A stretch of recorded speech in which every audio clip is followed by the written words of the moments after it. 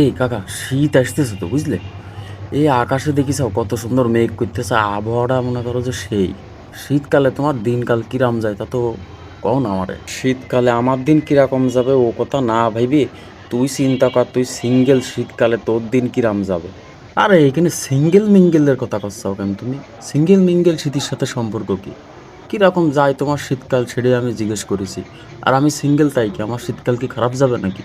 আমার কত প্রকার কত সিস্টেম আছে জানো তুমি গা গরম করার? তোমার শীত কিরাম যায় সে তো আমি জানি, তোমার তো মেলা সিস্টেম গা গরম করার, সেসব সিস্টেম তো আমি জানি। বোঝনি? আমি তো চেহারা দিকে কই দিতে পারি। শীতকাল আসলে তোমার চোখের নিচে কালো হয়ে যায়, চল চুপড়া মায়ের খেয়ে যায়। বুঝিনি আমি গা গরম কমনি হয়।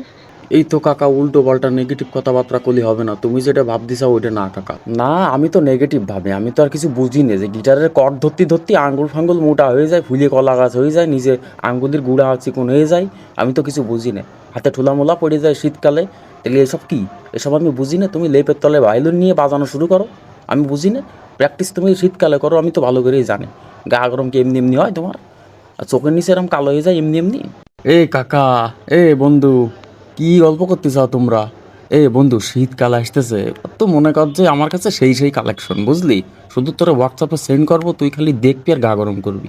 শীতকাল আসতেছে বিশাল একটা